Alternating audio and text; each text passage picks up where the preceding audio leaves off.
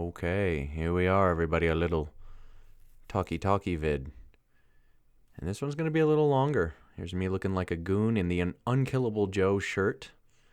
And I thought about this for a while. You know, for a while I didn't want to include my writing with, cross streams with the 5-minute knives, but my books really sell well at the gun shows, and you guys seem to really like Unkillable Joe. So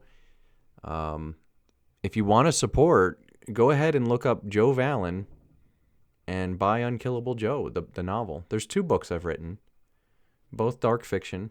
But anyway, so this is a build of an Esee 4th sheath I made for Calvin, a winner on Subscribestar, who actually sent me 2 knives, and I only have 1 build on here. And next week's video will be the review on the other knife he sent me. So I'm just going to talk you guys through it. You seem to like this. And he wanted black with purple washers and black eyelets. Here's me cutting the Kydex, throwing it into the oven. The lighting isn't the best in this video, but what do you want? Lily was busy. I recorded this myself. It was a massive pain. I generally use a couple layers of tape, painter's tape, on the knives. I've seen other Kydex makers use up to 6 layers. I don't really get that. I guess it depends on the press you're using and whatever, but I get really good results on 2 layers, so that's what I do.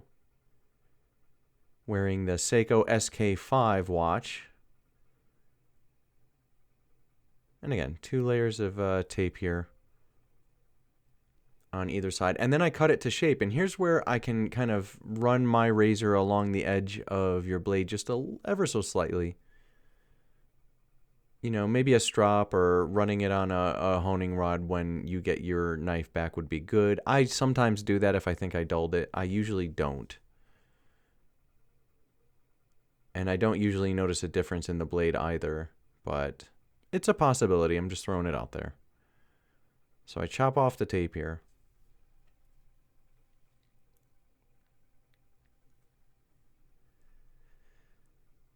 And yeah, he had the SE4 with the original scales, which I no longer have, and I've actually sold a bunch of my knives. Money got tight. We're doing okay, but just ahead of bills. So again, buy Unkillable Joe the novel, buy a sheath from dragonscaleconcealment.com. Sign up over on Subscribestar. Link in the description. And all this helps the channel. Also, I need you guys to send in more knives for review and stuff. I have a bunch lined up, but keep them coming. I'll give you 20% off any of sheath orders that you need in the future. You know, shilling for myself right now.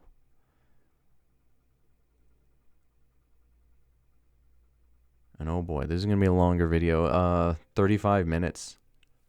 And that's cut down. I generally spend about an hour on a sheath just like fine-tuning it. I can make them faster. But I don't like to. I like to block off a whole hour for a sheath. And I don't know why all this dead footage is in here. I should have cut this out. But I'm not going to redo this, so stare at nothing. Here we go. Yeah, and I kind of like tilt the blade so I can, follow the path of the edge. And get it as close as I can. There's a good look at mitt forearms. Look at those Popeye forearms. Man, I'm getting a lot stronger lately, guys. Training for arm wrestling. Shout out to Devin Larratt. The greatest arm wrestler who's ever lived. Also, a super soldier and a good friend. Okay, so there's the knife all done. We're in the oven. I just cranked. I don't have any degree setting. I pull it out at 350 degrees for .80 Kydex, which is the thickness I use. So for my money, I want to get it heated up as fast as I can. Oh, look at my cat in the background. She's so cute. Unkillable Joe. Dark fiction. Read it and be traumatized. And or buy it and don't read it. It'll look good on your shelf. And you can say, I know the guy that wrote this. Look at those forearms. Oof. I'm getting strong. 42 years young. And just as cranky as ever, I'll tell you that. Oh, throwing a few jabs, letting you guys know what you can expect should I get too upset. And I'm not really a big guy either. I'm probably pushing 180 pounds right now, 5'10". But I got a lot of strength playing drums. So we gotta wait. We gotta wait for the Kydex to come out. And I'm just blapping drums. I don't know how this made it in the film, but okay. Okay, we're not gonna redo it. Little blurry. Okay, there we go. We focused. And he sent me a really funny diagram of how he wanted this done, which was actually very helpful. But it was super cool how he like drew that to show me. Because a lot of times you guys order stuff from Dragon Scale Concealment and you screw it up in the drop-down menus, and I make it per specs, per the sheet. And you just tell me it's wrong, and then I tell you it's right. Look at those forearms, blah, blah, blah, blah, blah, blah. That's gross. It's almost gross. I told you, hydraulic mitts. And I'm not that big, but I can probably break some bones in a handshake. Okay, 15 minutes. I don't know if that's going to focus. I'm looking very serious. The beard's coming in. Scraggedy Ann over here. And those gloves don't really do much for heat dispersion. I get burnt all the time. As a matter of fact, when you guys order the fold-over sheaths, I kind of hate making them because I get burned every time setting those up.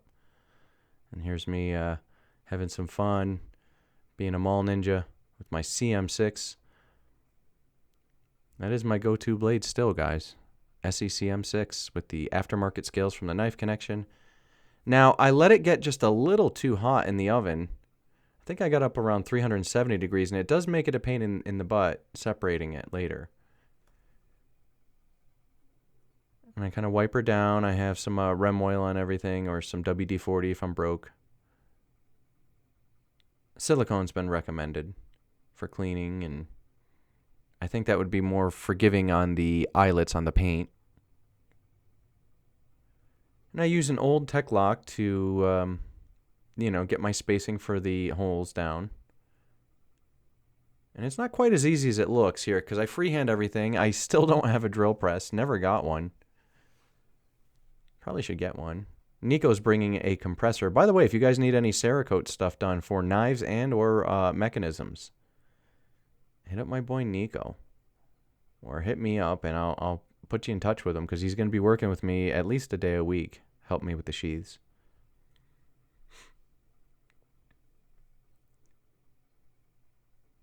Yeah, and this is always like a tricky process. Like, you'd think it'd be as simple as just, sketching out where the holes go, drilling, and being done with it. It's not that. I'm using an impact drill, which walks around on me. I never upgraded anything. It was funny because I got like the minimum tools from Harbor Freight, and that's what I'm still using, and it's fine. It's fine. I just have to take a little more care when I'm making stuff. I do want to upgrade everything. I just never got around to it. I'm so busy writing and doing all this other stuff. And you guys keep me fairly busy with the sheaths, 1 or 2 a day. But I'd like to get up to like 4 a day, and then we're making an income. That would be nice.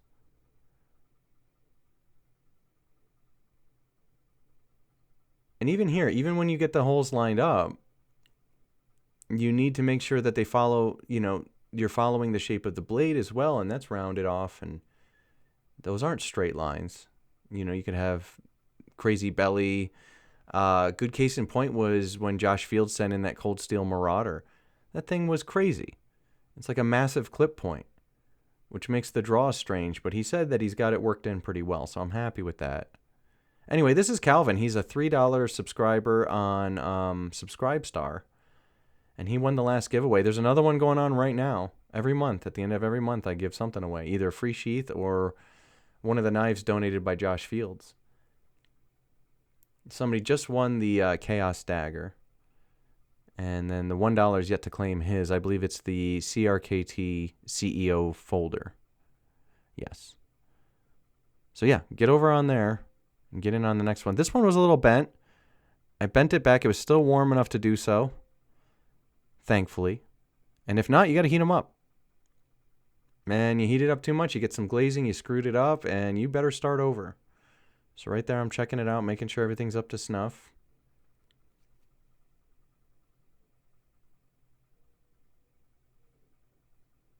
And it's still got a little bend on the bottom, but we fixed that. It's actually where it starts to bend is right after the tip of the sheath anyway. So it kind of worked out, but when placing the eyelets, everything kind of cinches back together. So here you can see how I drill my eyelet holes in 1/4 inch.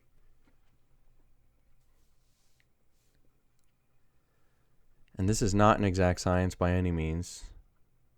I actually do this very slowly. I check almost, at least the first 3 or 4, I make sure they all line up with the tech lock, because the tech lock is industry standard for most mounting hardware. So when you guys order a sheath from me and you say no mounting attachment, I drill them to fit the large tech lock.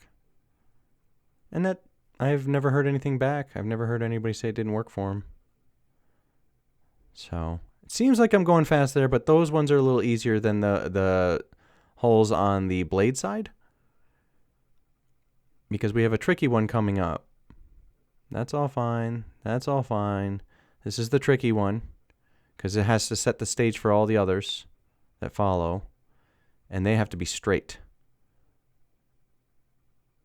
And there we go. And then that has to line up with the other one on the bottom. So, worked out. Very nice. It's just a lot of practice. I've made a few hundred of these things by now, I'm sure. So yeah, with minimal stuff. Look at my drilling stick. I need a new one soon. Then I switch over to a countersink, 1/2 inch countersink. And just very, I just touch up these just to make sure the eyelets sit properly. Sit flat and don't have any like raised parts where, they're going to get funked up. Both sides. And then a tricky part, you got to separate the Kydex slightly. You got to get just the knife out, but not completely separate it. So that's my process anyway. I don't know how other people do it, but if I fully separate it, I'm pretty much screwed. I put in old beat up eyelets in that case, and I can often do my, cutting and sanding and get everything roughly to shape, and it can be done. It's just a pain in the butt. I'd almost rather start over if it came fully separated. So that's why the heating up of the 370 degrees versus 360 max. And right here, look, very tight. So here's where your Spyderco Delica 4 comes in handy. And I've been using this knife since I started. Guys, I started this company on a paint can. If I can find a picture, I'll post it. But I sat on a paint can, and I had cardboard for my surfaces to work on. Little cardboard boxes. And Lily must have thought I was crazy, because I said I'm going to make sheaths and holsters. And I think it'll be a nice little part-time racket. To her credit, she said, yeah, do it. And I had to invest a little bit of money. I think I threw like $500 in Harbor Freight and got stuff where I can. Here's the drainage holes. I brought back the snake bites due to popular demand. I was experimenting for a while with a drainage hole underneath because I thought that was better over time, but it actually turns out that this actually works much better. So my customer that put me onto this was correct with that. My one complaint turned into, I believe, a happy customer in the end. We redid it for free. And I brought the snake bites back. So there they are. Now we do final shape. And again, this has to go with the shape of the blade. Not necessarily the shape of the eyelets. And you got to kind of take the average of both. And I'm trying to stick with simplistic shapes now. Fewer lines, the better, if you ask me. And it keeps it from being too round looking. I noticed my sheaths were getting very rounded. In the case of like the Architect 5.5, for example, it's a very round blade with a lot of belly. Not much you can do about that. But I'd rather have the straighter lines. I think they look a little more badass. And I don't know. I've been noticing that a lot of people that go to Kydex do so out of like this kind of like tactical vibe. I prefer synthetic materials anyway because although they can react poorly to extreme cold and extreme heat, it's got to be real extreme. I mean, you got to put this thing on like a stove to melt it. And or, this is my stupid face. Yeah, and I wear a little face shield. I'm still using a scroll saw. I never got with the bandsaw. Got to upgrade to that eventually, but this works. And again, all my little ghetto tools work fine. I mean, craftsmanship is just one of those things, guys, where if you have a good eye and steady hands, you can make almost anything with very simple tools. And I think if you can make stuff with simple tools, when you upgrade to the fancier stuff, it's just that much more of a bonus. It's not really, it's more just to save you time rather than whatever. So I still consider myself learning. I run into new things all the time. Once I feel like I've pretty much seen it all and done it all, I'll probably just upgrade all my tooling. Plus, the business has to be there. All these knife makers I told you guys I was going to be working with, one by one has either flaked out on me and or reduced their orders so small. Remember that video I made where I said, hey, I may be closing my doors to the public? Well, that was based on the strength of going to a couple of gun shows and having knife makers tell me, I'm going to send you 20 knives every 2 weeks. And I thought, crap, I'm going to need help. And there's no way I can stick to the 5-minuters knives. I can do those sheaths. You know, and I figured it would just be easier for me just to make for 1 or 2 people all the time. Well, update. Many of those have either flaked out and or reduced their order so small where I can definitely do both. So I do have Nico coming in to help, but he's more like promoting his Cerakote. So we do gun shows together and we share a table and he promotes his Cerakote stuff for mechanisms. Now also knives, by the way. So it does open up a new level of customization we can offer, which is really cool. And Nico's a great guy. Oh, happy birthday, bud. Late happy birthday. I think it was yesterday as of the posting of this. Anyway, really cool dude and adds another element to my business. Also is learning how to make the sheaths as well. So here, I put everything on like the lowest grit I can get, like 40 grit something. I don't even know what I'm using there, 60, 40, something like that. I just want to take off material quickly. I've seen people online do it with like 80 grit, 120 grit, whatever. Okay, so there's my basic shape, right? Now we have to get our ramp situated, and my back, stupid back, is covering it, but I'm basically using the corner of the sander to kind of nick away in front of the guard there. And I like to cheat that a little bit. Now I'm going to round off the corners ever so slightly on either side, and then I go from the bottom out. Bottom out. Yep, there we are. And then bam, there's your ramp. And that looks pretty good already. See? Pretty cool. It's fun watching this. I actually enjoy it too. I see why you guys like it. It's fun to watch people make stuff. And then over to the sanding or buffing wheel. Bruce buffer, as I call him. And I think I also block this. But before that, I do take the Dremel tool with a... there it is. With a cutting wheel on it. And this Calvin didn't tell me if he wanted a jimped thumb ramp, but I just include it because it's cool. And you could just barely see those little jimps starting. Little gimps. Right?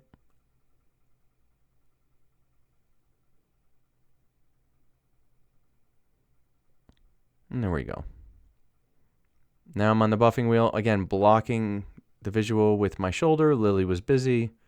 I suck at this. Deal with it for a second. But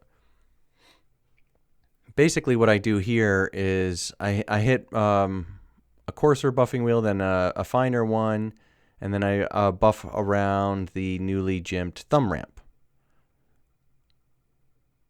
Back over. And now we're going to be doing a little hand sanding. And this is a part I don't think I'm ever going to get rid of. I mean, I know I could do this all like, you know, just mechanical and whatever, but the hand sanding to me is very relaxing. It only takes a moment.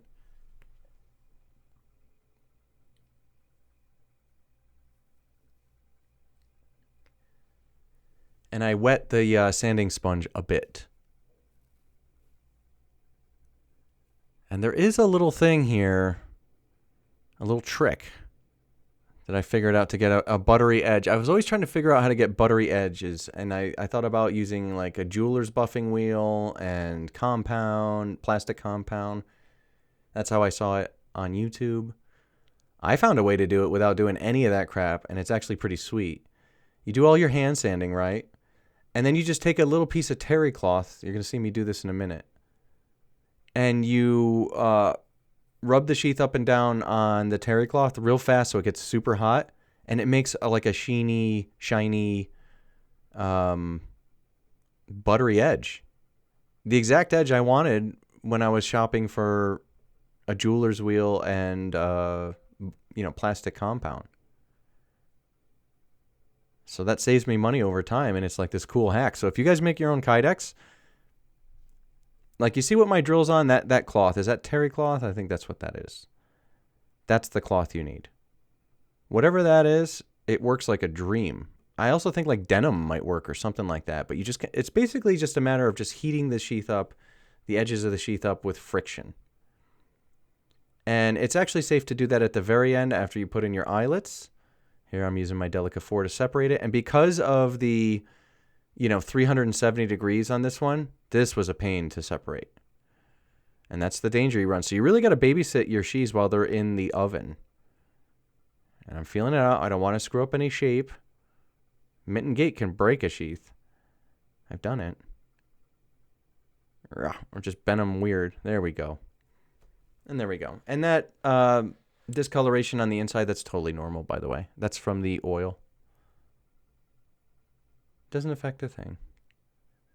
Now we clean up everything with the sanding sponge, and then I'm going to countersink the insides of the drainage holes of the snake bites. And this is what allows the water to form a meniscus and drain out. Without countersinking the inside, it won't work as well. That customer that didn't like the new drainage hole that I put in, and I do agree with him now, said, as far as he can tell, it didn't do anything. And so if he tested it and it didn't drain properly, my only thought is I must have forgotten to countersink the insides. I don't usually forget that. I don't ever forget that anymore. But it's possible. I'll give him the benefit of the doubt. And then I clean up the outsides too. Yep. A lot of people have been ordering purple stuff lately. It's a sharp look, guys. Josh Fields likes it. Calvin liked it. It's the royal color. It's starting to grow on me as well. Those forearms, man. So I plan on competing in arm wrestling competitions later in the year when I get to hang out with Devin. We are actually making a comic book together right now, if you can believe it, of which he is so graciously funded because I couldn't afford to hire the art team. But when that comes out, I told him I'm going to need his help promoting it. So Devin and I will share a table and we'll do a few events together, I'm assuming. And I want to have an arm wrestling table there. And I'm going to get some tips from the GOAT. One-on-one instruction with the GOAT. You can't get better than that. I love arm wrestling. It's fun. And it was in the beginning of the pandemic. I was watching YouTube and I saw this big monster talking a bunch of trash and arm wrestling some guy, and it was Devin. And it was funny. I told Lily, this guy's cool, and I watched a few of his videos, and I go, that's somebody I'd like to hang out with, I told her. And 2 years later, here we are making a comic book, buddies. And I got forearms from Hades. So that's all because of him. It's his inspiration. I wouldn't be training like that otherwise. And it's funny how your friends motivate you, right?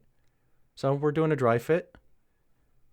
And then we're going to go over here to the arbor press, and we're going to put in our eyelets, pretty basic stuff. This took me a while to figure out the right pressure. I often put too much pressure and jack them up.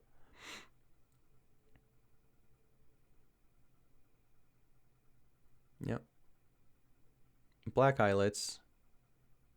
I think I'm out of brass right now, guys. So pretty much anything you order is going to have black eyelets. When I'm out of stuff, I don't know. I should probably order more here.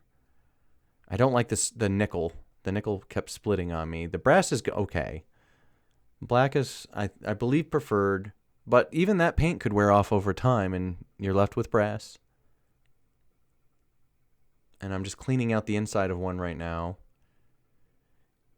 And each eyelet needs to be inspected and checked out. You can't just like throw them all on, because then you see one's missing paint here and one's screwed up. Like, I've gotten a lot of Kydex stuff from other companies. I mean, long before Dragon Scale Concealment, I was buying my stuff all over the place.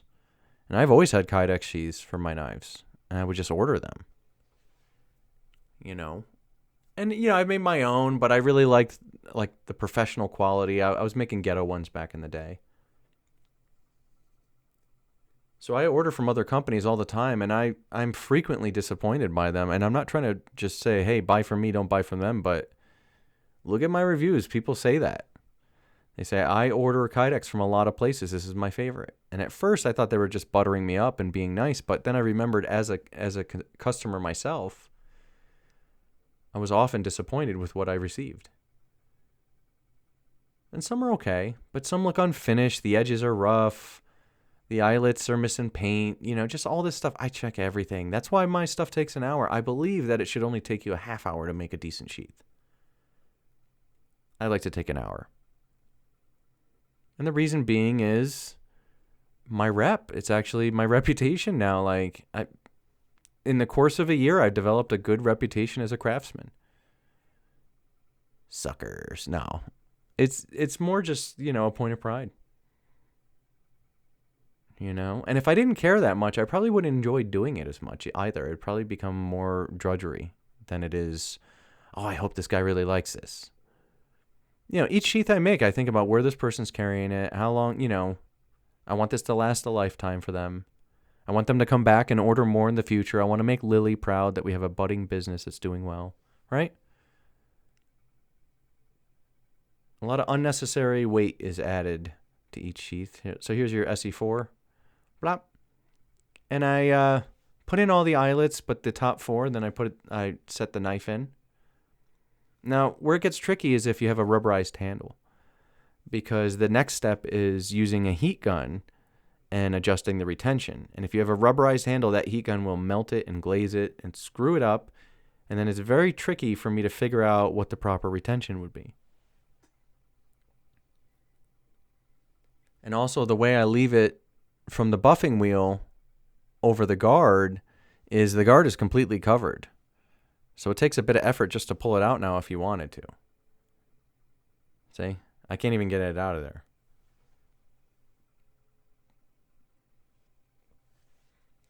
So it's over to the heat gun. And then here's where you can see a rubberized handle would hate this. So I have a different process for that, and it's a little more of a crapshoot. And this, I use that kind of nozzle that directs the heat just where I want it to go. Remember, heat rises too, so you could have it going right where you need it to go, and then, you know, you loosen up the other side as well. And I've done that maybe 20, 30 times. So how do you get really good at this stuff? You screw it up a couple hundred times. And I don't even consider myself that great yet. I have an eye for detail, and I'm pretty anal about it. And really, I don't let wonky stuff go out the door either. Okay, there we go. Boom, boom. We got a little rattle. This happens. So remember what I was telling you about the heating up the other side and opening it a little too much? That's what happened there. Okay, no big deal. We have a fix for that. Just showing how it works. Ever so slight rattle. Now, oftentimes you'll have a slight rattle and you let it cool and it goes away. It'll form a little tighter. But I don't take any chances. This is me taking the heat pad off the press. I always turn on the heat pad about a half hour before I start so my foam is warm. Warm foam works better. You're going to want to use mega foam too. And I get it from knife kits, but I'm not thrilled with them either. They're kind of like distant and weird with me. You know, with all the business I've done with them, I don't know. It's weird. You guys order one sheath from me and I work with you back and forth and back and forth. And they're nice people, knife kits, when you call them. But I don't know. The amount of business I've done with them. And then I tried to team up with Holster Builder, and they blew me off. So I'm like, okay. I was going to do ads for them on 5-Minute Knives and just order all my Kydex from them exclusively. They blew me off. So I'm like, all right. You know, it's pretty amazing how many companies blow me off when I approach them to like team up. And I really only do it for, you know, in the case of Kydex, it would be for hopefully for some discounts. Cut down on my overhead. They don't give you a lot of wiggle room, I'll tell you that. That's why I don't do graphics, guys. Somebody recently just ordered 6 sheaths from me, and he wanted graphics on them. And I said, no thanks. I don't want to mess with it. Oh, here's my Artur laser engraver. How I put on my logos. This is me setting the spacing. Anyway, with the graphics, you know, like a sheet of Kydex might cost me $5-6 for 0.80. And with the graphics, it might be as much as 20. So that alone turns me off.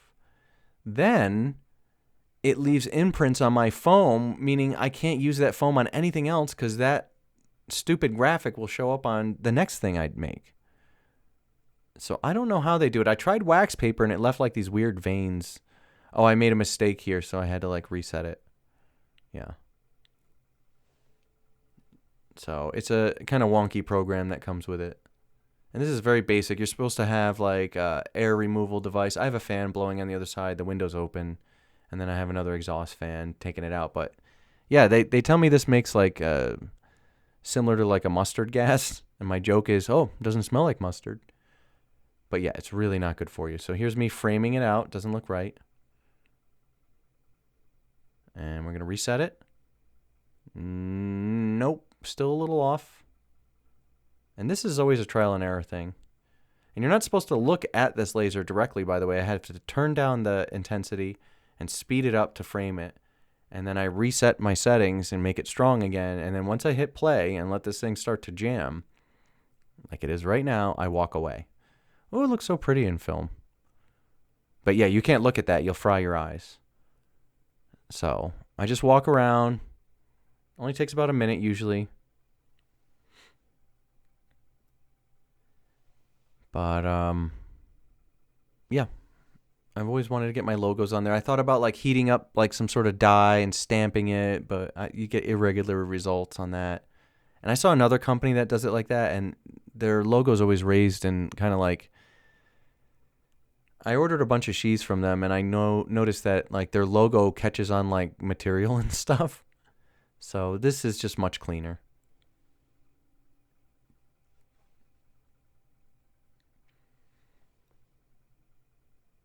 And some people order the sheaths on our website without the logo. That's custom engraving. You can order none. And that's fine. But I'm honored that a great majority of people like the logo and want to rep the company. So thank you guys. I'm thinking about making a 5-Minute Knives patch again now that we're all like this little family. I tried it in the beginning and nobody bought it, so I didn't make it. It was like a pre-order thing. But I want a 5-Minute Knives patch. Because this represents a very healthy, positive aspect of my life is touching base with you cats every week, you know? And growing this business, growing the channel, and having fun, talking about knives, meeting new friends. I don't know. This has all been great. Okay, it's wrapping up the top of the dragon here. Blap. All done. And I know this video is kind of weird lighting, a little dark, but we're down in my basement shop, so... And there'll be a nice picture of this at the end, I'm sure. Oh, I don't know if Lily included a nice picture of this at the end. Either way, check our Instagram for it, if she didn't. Okay, so now we pretty much have our finished sheath. I hit the outside with a little Remington oil. Or WD-40 if I'm broke. Remington oil. And I leave a little on the inside as well because I got to ship the knife back. This is going all the way to Australia. That's the other thing. You giveaway winners, if you're out of the States, I don't want to mess with you, but Calvin was cool enough to say, hey, I'll pay for shipping if you want to do an extra sheath. And he wanted to pay for that as well. I threw that in for free because I feel bad shipping so much. It's like at least $30 without insurance, 80 with. That's crazy. You can buy a knife for that. So... I just said the second sheath is on me if I can do a review of the knife. It's a cool knife. He said, sure, but he wanted to help out anyway. So I told him, go to your local bookstore and order Unkillable Joe. Leave me a nice review on Amazon. We'll call it square. You know, I have readers in Australia. I know that. Now I have one more. And which is funny because Unkillable Joe is my weirdest book. So I'm making you guys read this weird nonsense I wrote. But, ooh, it's a good looking sheath. But I wrote Unkillable Joe in a very dark time in my life. I was homeless. I was living in my car. Didn't know anyone in Colorado. It's just a weird time. And I was working 2 jobs. I didn't have a day off in 14 months. That much is true. I was doing security. And I was fixing furnaces. And I worked at a bottle company. I managed that as well. And then I got down to 2 jobs. But I still didn't have any days off. And I wrote a novel in that time. And how did I accomplish all this, you ask? Well, simple. I didn't date. I didn't talk to a single lady in that time, and it afforded me all this free time. It's truth. But the book's also very strange, too.